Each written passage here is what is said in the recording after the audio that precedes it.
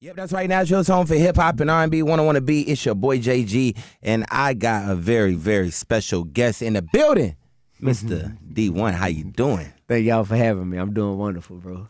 Man, so like They can't lock us out. You heard? they can't lock us out. They try to lock us out, but they can't lock us out, especially when you with Dee1. Man. Locked out the building for the interview was crazy though. But man, first of all, I just want to say thank you for spending time and coming and hollering at us today, because time is very, very valuable. But then let's just talk about the reason why you're in Nashville. Like you're doing a tour run right now. Yeah, I'm on tour right now, the Hypocritical Hop tour. Yeah. Just the sixth city is Nashville, Tennessee. So I'm here performing at Rocket Town. Okay. Yeah, very, very exciting. I've been to Rocket Town before. It's a magnetic type of place. I love the energy in there. So performing live tonight. And I can't do nothing but tell y'all like this the type of experience you don't want to miss out on, because it's not your typical rap tour. This is more like a life-changing, community strengthening experience. And then the bonus on top is that you're gonna get the best rap concert you ever seen. But I'm not in y'all city to take from it. I'm here to pull into it. Yeah. I like that. The best concert that you've ever seen. So like, what got you into rap? Well, actually, I kind of like know, because I've been doing my history and I've been watching a couple of videos of some interviews that you talked about. So I remember you talked about, you being a teacher, and you were saying that the influence pretty much came from the rappers. You was like, it was cool. They was like, okay, Mr. Professor or a teacher, but the rappers is who they looked up to. The rappers was who they wanted to dress like. You spoke on how a student had the MOB tattoo came to school, and you was like, man, like, so like, clearly that's what got you into rapping, but like what was that moment to where it was just like, okay, yeah, like this is what I want to do. I know this is what I want to do, and not only this is what I want to do, but this is the direction that I want to take while doing it. Yeah, when my student came in class with that MOB tatted on his arm, I called him up to the front of class. I said, man, what made you? He was a middle school student. I said, what made you get that tattoo? He said his favorite rapper, Lil Wayne, had that tattoo on his chest. Yeah. I said, you know what that mean though, right? You know what MOB stand for? And he looked at me and he was like, no, sir. And he ain't know what it meant. So that's why I was like, man, it's like y'all are blindly following behind these rappers just because they so cool, they so popular, they got so much talent and fame. So that's when I said, okay, we need more rappers in the game who care about the direction they are leading our youth. That's it, man. Like, a lot of rappers just want to get their bag and go home, and they don't care what impact they have on the community. That's so selfish. Yeah. That's so selfish. Yeah, I'm sorry, I had to do my research, man, because I saw a couple of clips of you that went viral, and I was just like, man, I like listening to interviews because like you get to actually see a person's spirit. And I remember it was a part in your interview, man, where you started talking about, like, you were like, man, I don't condemn the kids, the teenagers who's doing it, who's trying to get a bag. I don't condemn the people who ain't never had no money and they just trying to, make a way for a family, or they sleeping with roaches in their house. He said, not even a condemn, but you said, I have a problem with the people who've already got their bag, who's already got their money, and they still decide to stay and do the same things that they were doing. Or portray or glorifying the word that you use, a life that other people, when they look at it, man, it's just sending them down the wrong path. So like, just getting deeper into that, especially into like just your walk with God. Like, at what level did you get to a point to where you were unapologetically confident in the route that you're taking right now as a rapper? Yep. When I started to redefine what success looks like, once I was able to say, oh, I'm successful in God's eyes as long as I uphold his morals, his values, his principles, and live my life according to his word and his standard, I was like, dang, now I feel freedom to say what I got to say inside the rap game, because I'm not worried about fitting in with them anymore. A lot of times doing the right thing is going to cause you to stand out from the crowd when the crowd is comfortable doing the wrong thing. Right. I hate to say it, bro, but in hip hop, we've become very comfortable broadcasting and glorifying the wrong things, man. And I'm not the one making up the rules and saying that these are the wrong things. It's like when we go to funerals and we bury our loved ones who get murdered, we cry and our heart is broken. We clearly have a problem with that. But then we'll turn on a rap song and we hear that same type of murder be glorified and glamorized, you know what I'm saying, and turned into a top hit song on the charts. When we see broken families in the black community, we lament that and we say, man, we got all these single parent households and all these women can't find a good man and whatnot.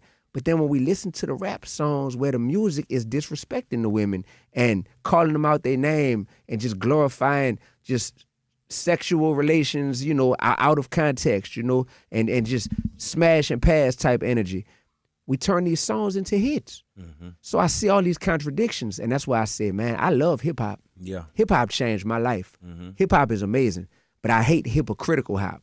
Hypocritical hop looks like hip-hop.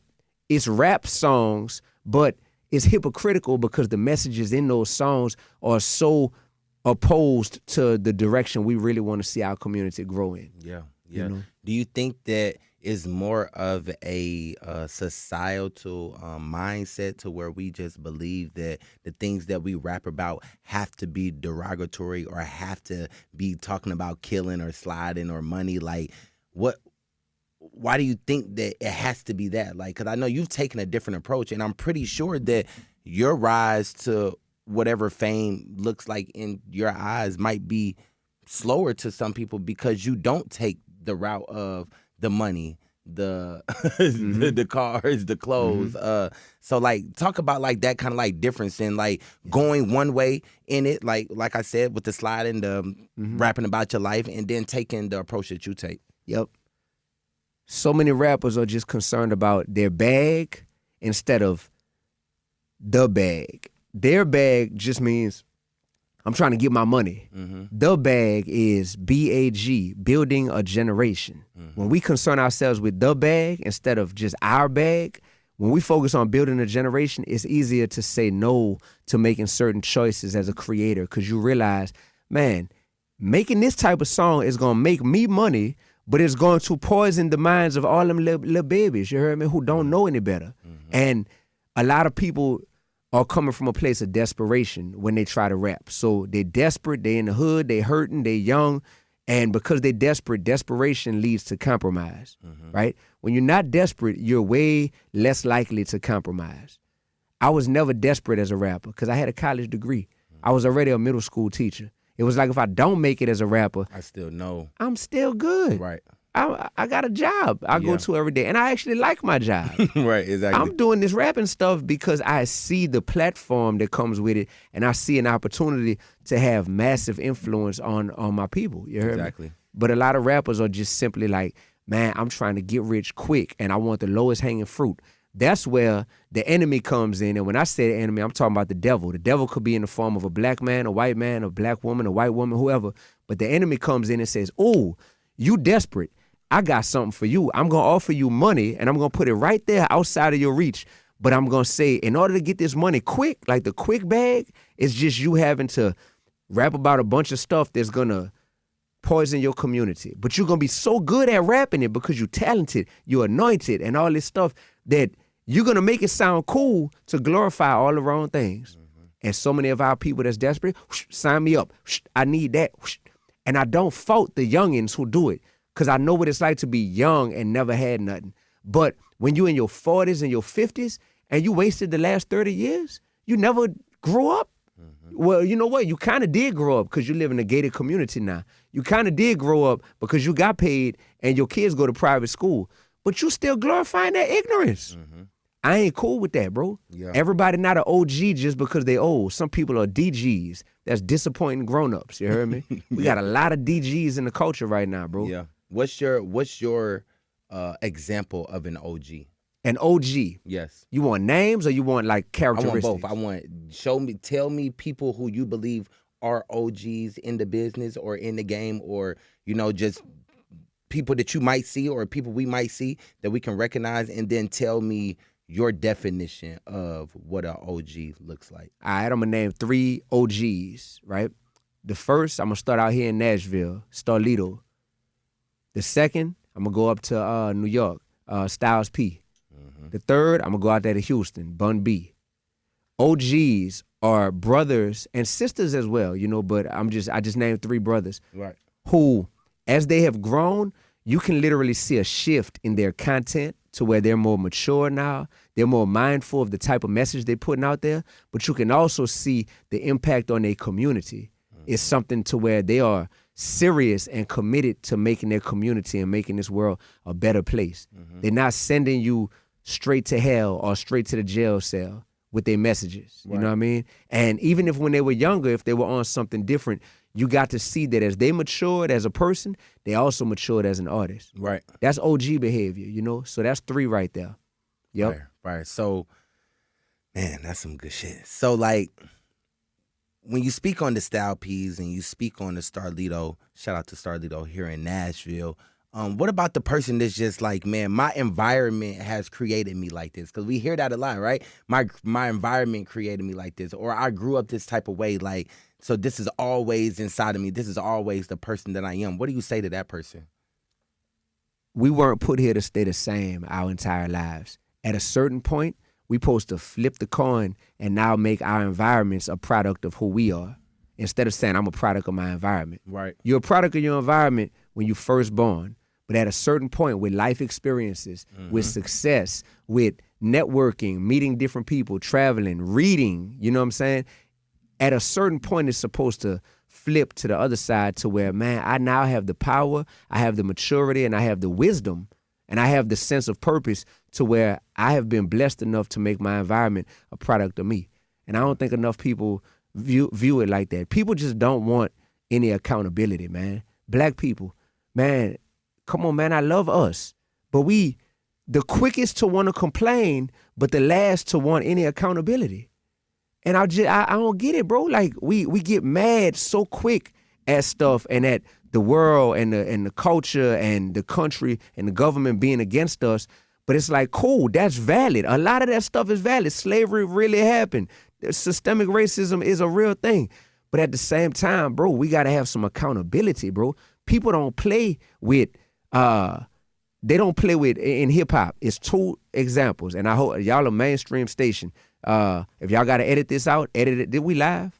No, you're good. Y'all can edit this out if y'all got to. But nothing is bad about it. It's a fact. People don't play with the gay community in hip hop no more. Right. Back when I was a little kid, yeah. Oh, they used to be saying all kind of stuff about gay people on rap songs. Yeah. Now, you fool around and do that, ask some artists who we all know currently. Oh, you get canceled quick. Yeah. You be on that stage and you say the wrong thing. Oh, you lose all them endorsements. You know what I'm saying? We see that. The baby really went through that. You feel me? The Jewish community, we don't see disrespect tolerated by the Jewish community. If they feel like, hold up, them people playing with our name, oh man, we finna get them up out of here quick. Right. Why we gotta be different as the black community? It need to be the same way. We not tolerating disrespect. But the reason why it's different is because we dish out the disrespect to our own. I don't hear no white artists disrespecting black people. When I press play and I listen to what's on radio and what's on the playlist from the streaming platforms, I hear black artists using derogatory lyrics and derogatory mindsets towards other black people. It's implied that when you say you sliding on your op, it's implied that your op is another black person. It's implied when you're talking about these chicks that you just disrespecting and running through and that it's other black women for the most part. I ain't never heard no rappers come out on none of these mainstream songs and say, just FYI, this is only white girls I'm talking about right now. Right, you know what I mean? I'm doing this to white girls. It's implied that it's your own people. Yeah. So God bless me, turn me into a glitch in the matrix to where I think like this, I move like this, but I rap amazing. And they can't deny the music. So even if they don't like me, they know they can't deny me. Then I hustle, you heard me? I'm going all around the country on a tour right now by myself in the whip. My tour bus is a Honda Accord, you heard me? And riding and got these shows popping. People packing them out, coming to the shows. God just turned me into a glitch in the matrix to where it's like, man, Dee1 really cool, man. Like, he good dude, just regular dude. But at the same time, he not afraid to say what might be unpopular. Exactly. You know? What do you think is the biggest misconception about you? I think the biggest misconception is that I am either doing this to chase clout and try to get on. You know what I'm saying? I think some people think, oh, Dee1, he found this as a lane for himself to just call stuff out in the culture, and he think that's just gonna like elevate him quicker. Bro, I've been rapping for 16 years. You know what I mean? And I've been the same way the whole time. Just because some of y'all listening, just finding out about me, don't mean that it's what y'all think. Yeah. Go back to 2009, and it's like, man, that dude was saying the same stuff. It's just that his hair wasn't as long. You know what I'm saying? And he same stuff. So that's one misconception. And I would say the other misconception is that I'm trying to talk down on people.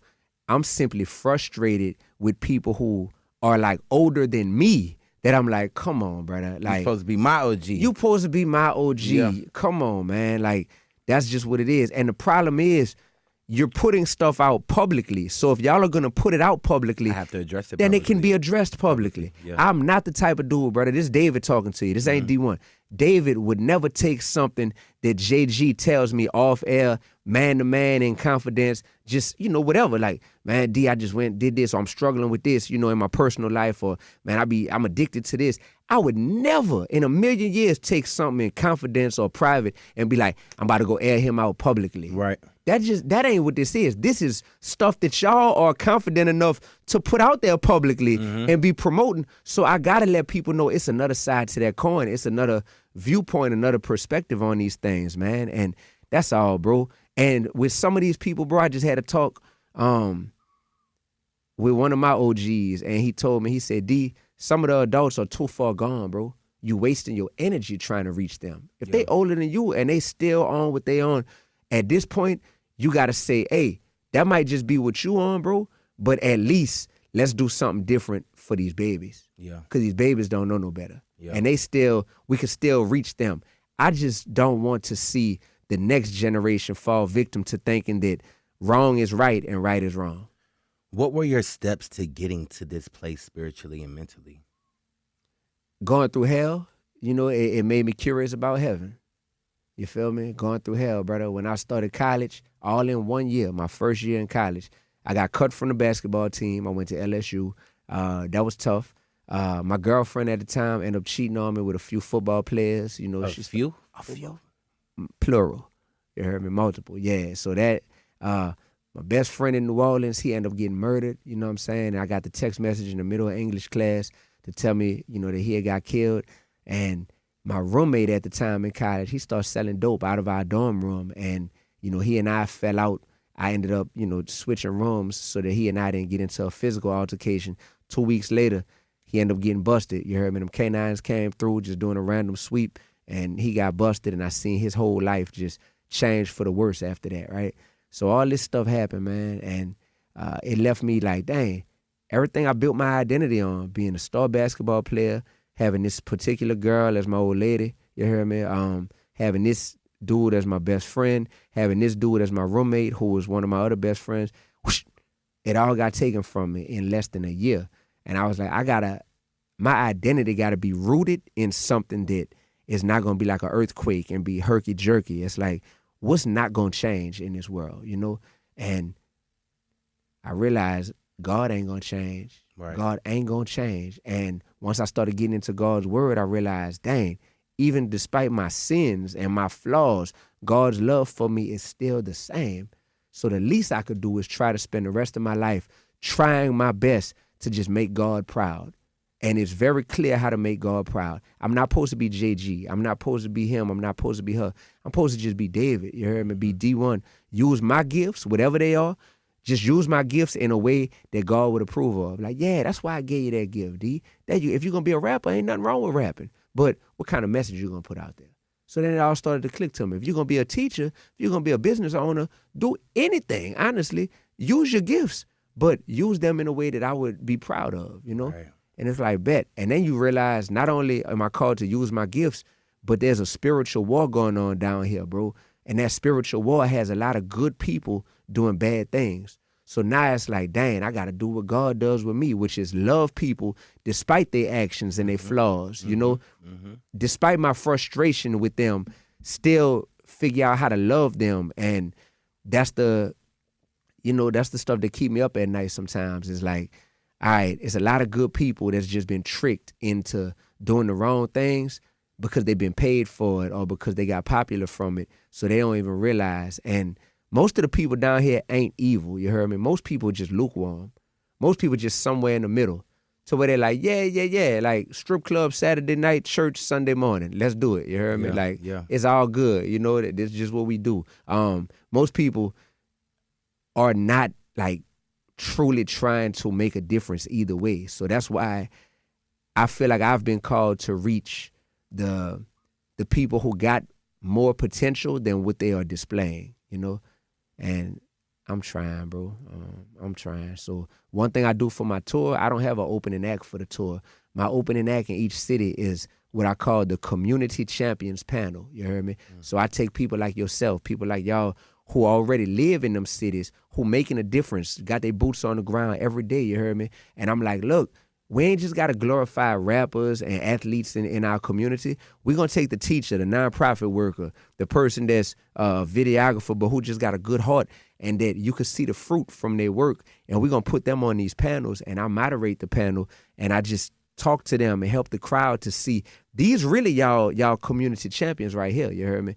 And I'm y'all, and everybody in this venue, we all teammates right now. If you came to a Dee1 concert, it's clearly because you are committed to trying to make this world a better place, or you curious about how you could get there. So now, don't just look up to me as my fan. Look around yourself and look at everybody in this venue as your teammates. You heard me? Mm-hmm. So that's what we got to have, is more of a mindset that's not just centered around personal gain, but community betterment. And when we do that, bro, it changes the way we live. Now, I'm not looking at you as my competition. I couldn't wait to get here, bro, because I'm like, I'm about to meet JG for the first time. I'm going to feel the energy out, and Lord willing, this good people. So we locked in for life at that point. You know what I'm saying? That's a different mindset than just, it's all about me. Let me just get in, go straight to the venue, make my money, and go home. No, man, I'm here. I done did 2 interviews already since I got to Nashville. Fire. Yeah, and like, it just changed your mindset when you realize we all gonna die. We all got a stopwatch that we don't know how long we have left. And while we're here, let's figure out how to love on one another. Let's figure out how to use our gifts to make this world better. That's it. If you can write a letter to your younger self, how would it go? Dear Lil David, don't try to be liked by everybody, because God made you into a very likable person. So that could actually be your gift and your crutch. If you try to be liked by everybody, it's going to cause you to have to dim your light to fit in with certain people. But if you focus on loving everybody, then it'll cause you to keep your light shining super bright, but to go around everybody and understand how you can relate to them, how you can lock in with them, and then most of all, how you can love on them. Because loving on them is truly going to bring them closer to God, and that's the ultimate goal. Fire. Now, switch it up, and what would your younger self tell yourself right now? What's the letter? Younger self, realistically? Realistically. Yeah, my younger self right now would just be like, is there going to be stability trying to make a difference inside the rap game? Is there going to be an opportunity for you to make a living off of that? Or are you going to have to just rap as a side hobby and then go get a job, you know? Because that was the main thing that I was worried about when I was younger. It's like, well, would I be able to find stability in this game? And there's nothing wrong with if I didn't find stability. Like, let's just say my career and my life went a little different. If it never popped off as a rapper, it would be about reminding myself, you're not a failure as a human being just because you didn't reach your goals as a rapper. You know, and man, I feel like somebody needed to hear that just now, man, because they got so many people who are basing their whole life on, did they make it in the entertainment industry? You know, this ain't like school, man. In school, you can study, you can get prepared for the exam, and you pass that exam and you graduate, and it leads you down a very direct career path, right? Study, prepare, do well, bow, career. In this game, you could rap and have 50 mixtapes out. You could go to all the open mics. You could make all the connections. You could do like I did. I used to intern at the radio station in Baton Rouge, where I went to college at. Not because I was trying to be you, but because I was trying to get cool with the people like you so they could play my music, right? But that still don't guarantee that you're going to make it. Right. So that's what people need to know in this entertainment industry. Man, every lane is taken except for being yourself. Wow. That's the only lane that's not taken, man. Tell your story. You heard me? Your story is your glory. So while you sitting here listening to who you inspired by, make sure you listen, but make sure you don't try to emulate them. Because the second you try to emulate your favorite rapper, now you're giving away your main superpower, which is your story and your unique life experience. Put that into the music. Hypocritical Hop. Yeah. On tour. Yeah. It's out right now. Yes. Favorite song on the album? Yes. My favorite song on the album currently is a song called Gangsta. Okay. Yeah, because I redefine gangster. Gangster stand for growing and nurturing gifts, serving the Almighty. Fire. Then I got another song called Why Do We? That mug, I think I might win a Grammy off that song. Yeah. That song's so powerful. Why Do We? Yeah. And then do you get artists to call you and be like, yo, bro, I love what you're doing. Like, yeah. it's fire, bro. Yeah. Like, have you had one of those? What was your moment like to where you're like, okay, yeah, I'm doing something right? Like, was it a phone call that you got and you're like, okay? The most shocking person who told me that they were proud of me and they saluted me and they pulled me to the side was Birdman. Wow. Yep. Especially growing up in New Orleans. And growing up in New Orleans, Birdman telling me he proud of me. He like, I see everything you're doing. He said, I love it. He said, don't change it for nobody. Yeah. Yeah. You know? Yeah. Man. I know that was. I was shocked. Yeah. I was shocked. Yeah. I'm like, Birdman, somebody could look at it on the surface and probably be like, oh, you probably opposed to what Dee1 stand for, because what Dee1 stand for seemed like it's the opposite of you. But it just let me know, man, we all just human beings at the end of the day, and real gonna recognize real. Exactly. And even if somebody ain't make that turn yet, you know, they long as they could see the light in somebody else, it gives them hope that one day they can make that turn. So, you know, I'm rooting for somebody like Birdman. Anybody you want to collab with? Man, I've collabed with almost everybody I ever wanted to. Moving forward, I would say Nas. That was my favorite rapper as a little kid. Nas and Lil Wayne. Fire. Yeah, those two. Everybody else. Do they have stipulations? Oh yeah. When you get on my song, Yeah. if it's your song, you make your rules. On my song, no cursing. Yeah. No cursing on my song, and the subject matter is gonna be something that, you know, you see my motto, it's on my hoodie. Be real, be righteous, be relevant. You heard me? So the subject matter, we might talk about everything. We could talk about guns and drugs and murder. We could talk about whatever, but it's a difference between narration and glorification. So narrating that stuff is like, oh, we talking about all these things that's a real part of life. I got songs about that stuff on my album, Hypocritical Hop, but we not glorifying that stuff and making it sound cool. Yeah. That's the only stipulations. Other than that, be yourself and bring your best bars, because Dee1 ain't taking a day off for nobody. For nobody. Do you feel, where do you rank yourself in rappers? Oh, man, I'm number one in my lane. Yeah. Yeah, because I'm in my own lane. Exactly. Yeah, like there's no comparison when you truly are walking in the lane God got you designed for. That's going to be other people that are going to choose to say, well, who's better out of this one and this one? They probably compare you to other people on air out here. Who better, JG or this person or da-da-da? Man, I wish y'all wouldn't even think like that, because I'm not in this thing to compete with none of these people, you heard me? But I'll let y'all do that. Y'all can have the barbershop conversations. Me personally, I'm very at peace with the lane I'm in and with being the best version of myself. I'm going to ask you to do something. You can decide to do it or no. What's that? In 100 words, describe yourself rapping. Describe myself as a rapper? Nope, describe yourself rapping in 100 words. Describe myself. How would you describe yourself? All right. Dee1 be rapping. Dee1 be snapping. He never capping. Went from the bottom to the top. Haters be like, what happened? He kept God first, and he ain't never stopped. Few years later, you found Dee1 at the top. I think that's about 100 words. Yeah, I think that might be about 100. I had more, because I could come off the dome. Yeah. Nah, I appreciate you, my brother, spending time with us today. 101 Beat Natural is home for hip hop and R&B. Dee1, where can they find you? Yeah, y'all can find me on social media at Dee1 Music, DEE, the number 1 music on all social media platforms. And then on the streaming platforms, just Dee1, DEE dash the number one. You could also find me at Rocket Town performing live for the Hypocritical Hop Tour. And you could also find me back in Nashville because I love it so much here. You a fool if you think I ain't coming back. Yeah, we got it. We need part 2. Yeah. We need longer. You Believe know what that. I'm saying? But I appreciate you, my brother. Thank you. It's up and it's stuck. JG, Dee1 right here on 101 The Beat.